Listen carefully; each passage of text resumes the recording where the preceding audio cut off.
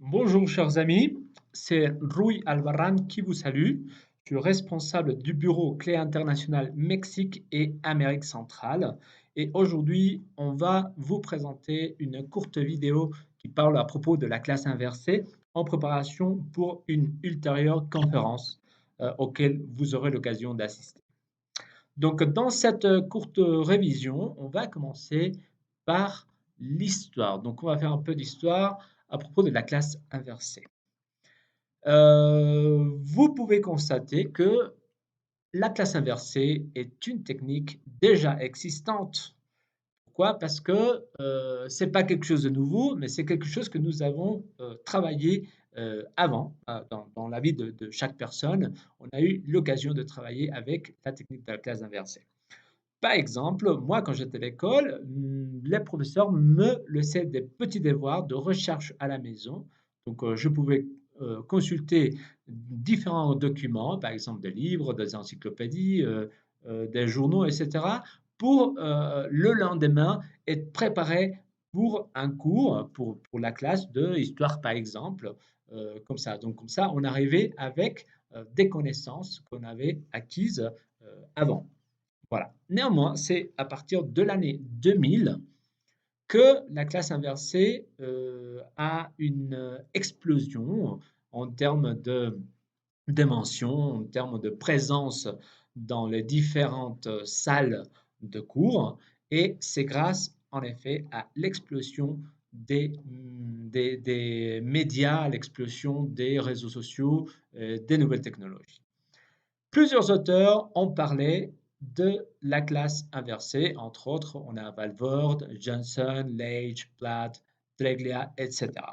Néanmoins, les vrais pionniers et porte-parole, en tout cas, ils sont considérés comme ça, c'est messieurs Bergman et Sams. Ces deux profs de l'État de Colorado aux États-Unis ont repris la technique de la classe inversée et ils ont commencé à créer des vidéos pour les élèves qui n'avaient pas pu assister à certains cours. Donc comme ça, ces élèves ont eu à nouveau la possibilité d'acquérir certaines connaissances, certaines compétences grâce à ces vidéos. Puis, les élèves qui avaient eu l'opportunité d'assister à ces cours se sont dit, tiens, ça c'est des très bons vidéos, pourquoi pas nous aussi, nous pensons que c'est très intéressant que nous ayons aussi l'opportunité de les visionner avant certains cours. Et donc, c'est à partir de ce moment-là que la vidéo devient un outil très intéressant et très important, un véhicule très important pour la classe inversée. Donc, la classe inversée a été régulièrement, au cours de son histoire, été utilisée pour enseigner des matières typiques des cours magistraux. Mais vous pouvez constater aussi que dans les matières des langues, l'apprentissage des langues, la classe inversée, elle est aussi un super moyen. Elle est aussi une super technique et donc nous pouvons l'utiliser pour les cours de français. Quel est le concept de la classe inversée? Donc on va commencer par deux contextes, le contexte à l'école et les contextes à la maison. Qu'est-ce qu'on fait à l'école dans la classe traditionnelle? Bon, dans la classe traditionnelle, on assiste à des cours où l'enseignant expose ou nous donne accès à certaines ressources, à certaines connaissances, etc., à des données, etc. Et puis, à la maison, on est censé, après avoir assisté à la conférence ou à la classe au cours de la matière X, à la maison, on va travailler et on va exécuter des tâches pratiques, des activités pratiques pour justement euh, réinvestir tout ce que nous avons appris lors du cours. Voilà. Dans le modèle de la classe inversée, à la maison, qu'est-ce qu'on va faire? Bah, tout le contraire, on va invertir les rôles. Donc justement, à la maison, on aura accès à des documents, à des contenus, etc. Donc on va acquérir les connaissances, certaines connaissances à la maison pour après, à l'école, commencer à travailler ou à appliquer ces connaissances avec des activités pratiques.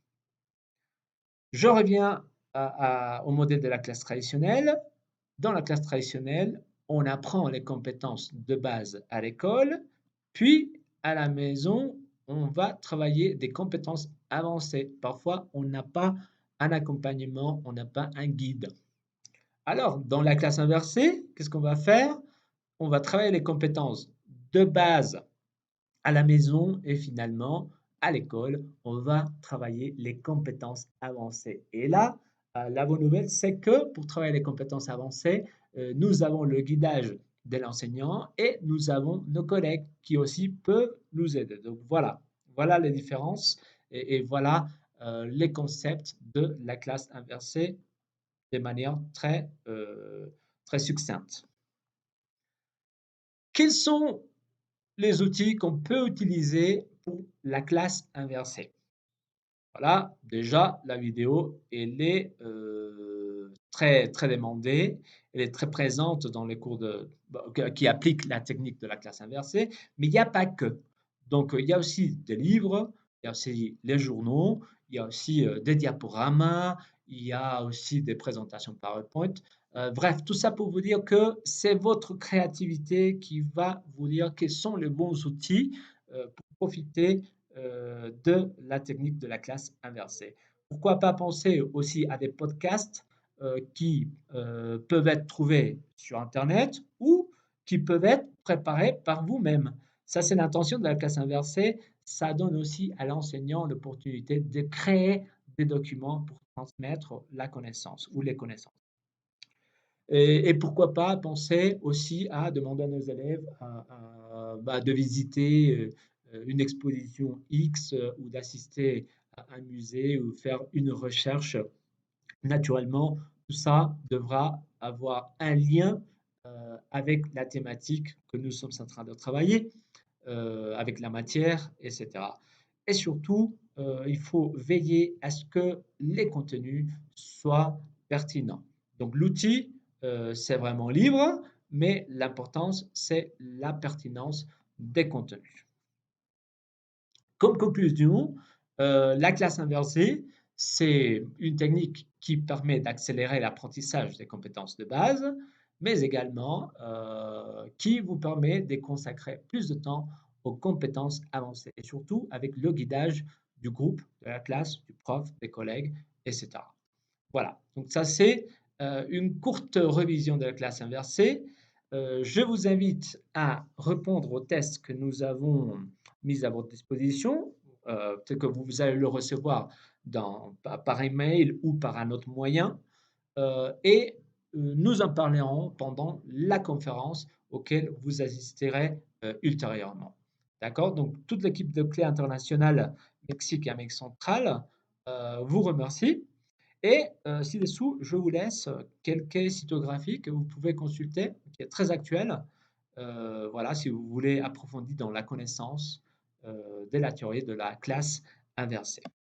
Je vous remercie, je vous dis à très bientôt et passez une bonne journée, soirée, etc. À la prochaine.